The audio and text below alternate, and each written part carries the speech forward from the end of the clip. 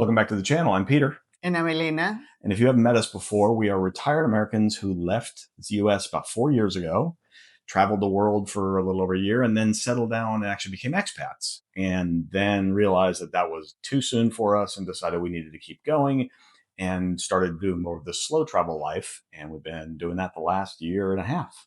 Yes, and really enjoying it. Yep.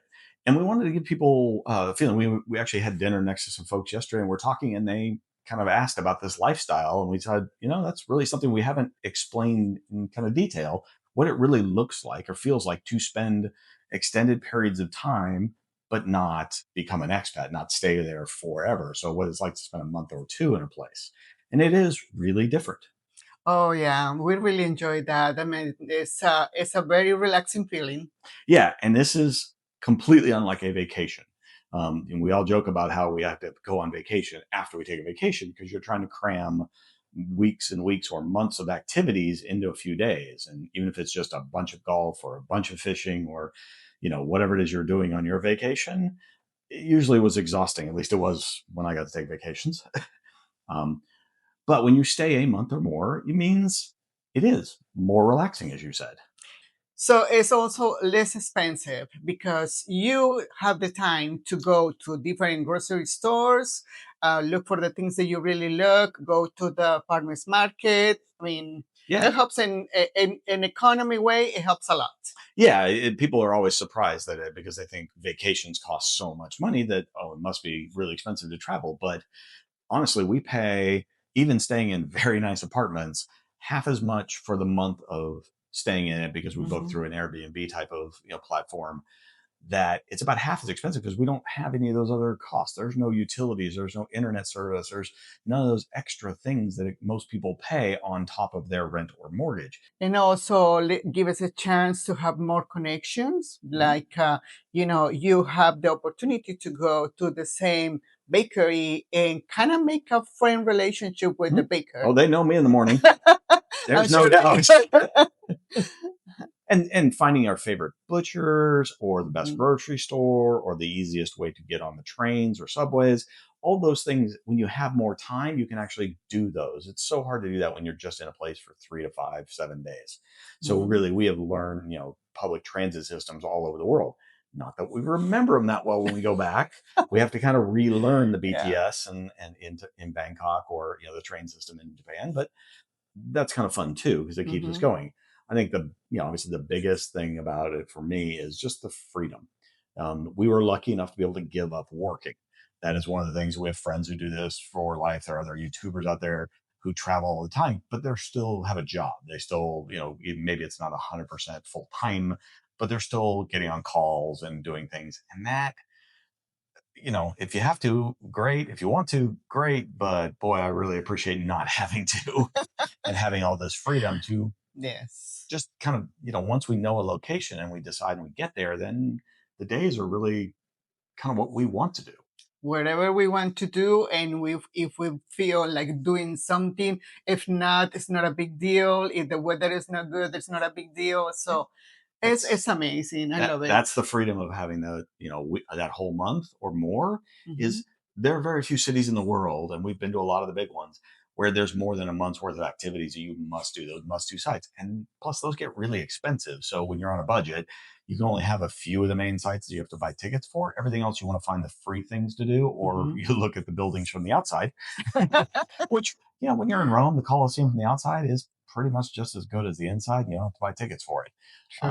But yeah, it's that freedom to, like you say, just take the day off and do nothing, or kind of, just pick a neighborhood, pick a direction from where you're staying and just walk. One of my favorite things to do was like when we were in Paris, you walk along the river and just take a random turn and see what that particular neighborhood is like. We've found some of our favorite restaurants that way. Yeah, I love that too. And it's, I have the opportunity to go and be more into the culture.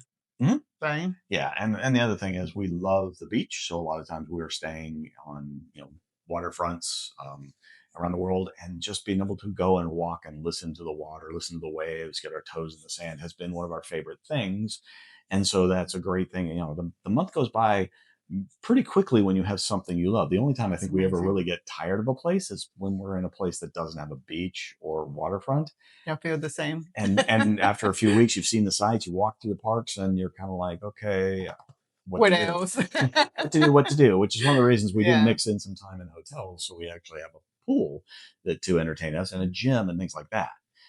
From a daily basis, I think, it's most days are a mix of just taking walks and enjoying and seeing some, maybe a site or two, and Hmm. just kind of enjoying the area, and really errands. I mean, honestly, not having to work means we have more time to do kind of the things we want to get done, and we aren't just fitting them in and running to the grocery store. It's like we make a trip to the store to, figure out what we're going to get and what's fresh, and, get some good things. Hmm. But it might also be appointments, Yes, exactly. Taking care of ourselves, making appointments for nails or hair doctors. or doctor appointments.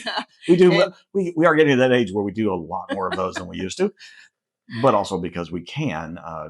Side note, healthcare around the world is so much cheaper and mhm, more accessible. So you can actually go to see a doctor and pay a 30, 50, $70 copay, or, payment for an appointment, even without insurance. mhm. And, so if something is bothering you, you don't have to worry about it or hide from it or not get it treated. You can actually go, to a world-class facility hospital and pay fractions of what you would pay. In talking about that, you have also the freedom to contact whatever specialist that you Mhm. need and not be worried about, oh my God, he can only see me this week or next week. 3 months from Tuesday. Exactly. Yeah. So that is a big peace of mind. Yeah, exactly. And Yeah. that's one of the reasons we go to certain countries. But honestly, we've had healthcare around the world, and the only place I'm afraid to go get healthcare is in the US. Now, one other funny thing that people will ask about, because we live out of a small suitcase.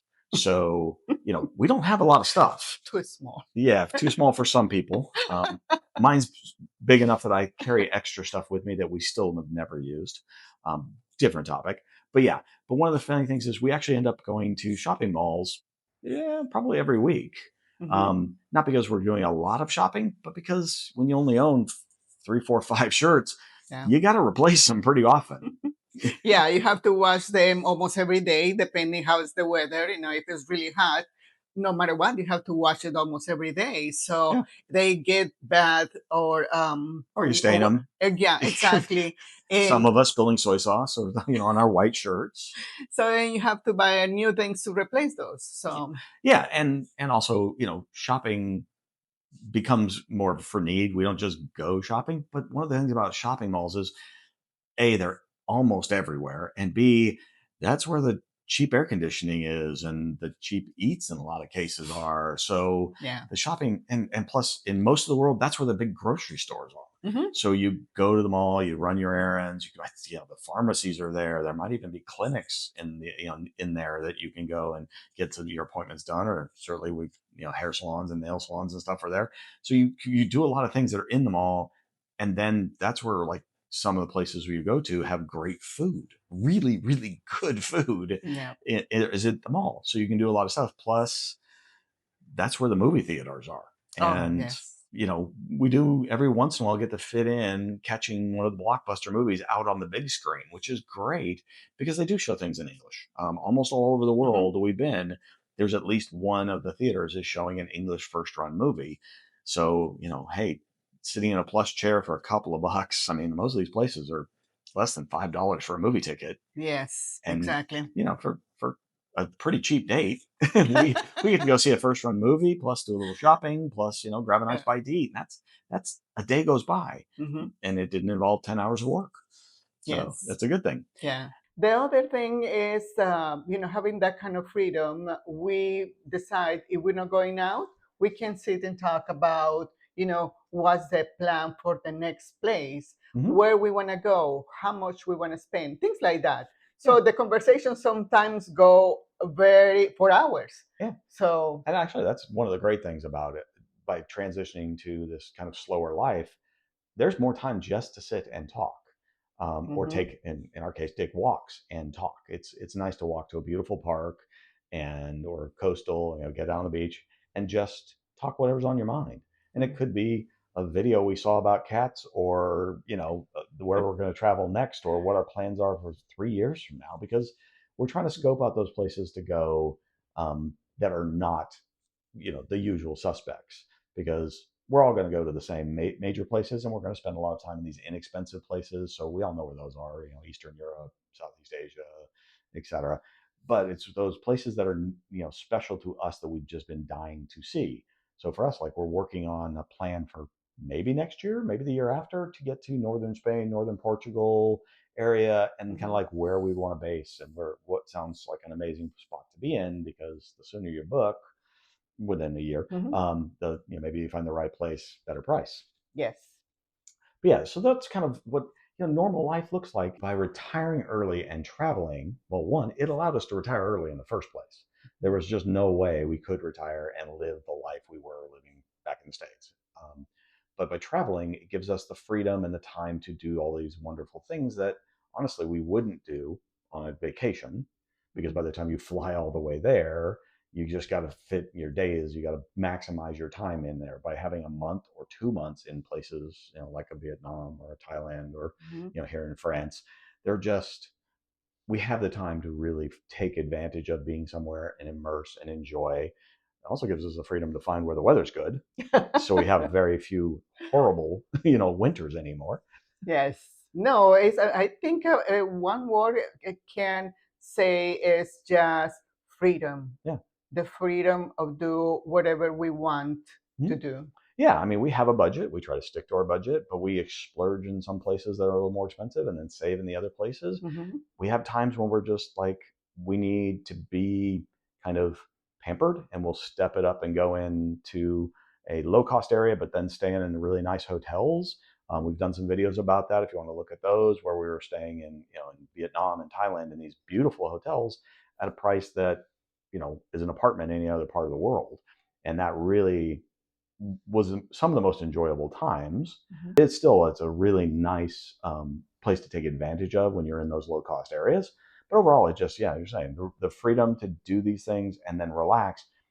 Again, when you're working 45, 50 weeks a year or more, and working 50 and 60 hours a week, like, your vacations are just, you work so hard to get to the vacation that you have to maximize to enjoy it, and then you just don't get to really enjoy it the way this life allows you to. So we highly recommend, if you have the opportunity, if you have the ability to travel, even just as an extended travel, like friends of ours do, go for 4, 6, and 8 weeks, you really get to change the way you approach that. But if you do have the ability to retire and slow travel, Highly recommended. yeah, please, take advantage of that opportunity. You don't have to do it 12 months a year. You can really just go places and enjoy being there, and then go home, see your friends. Sometimes that becomes the vacation, is just going back to see family and friends. Yes. So anyway, hopefully you enjoyed the video. Look forward to your comments. Let us know anything else you want us to talk about. We just thought it was a nice opportunity to share what life kind of looks like when you're staying for an extended period of time. Hmm. Thank you for watching. Take care. Bye. Bye.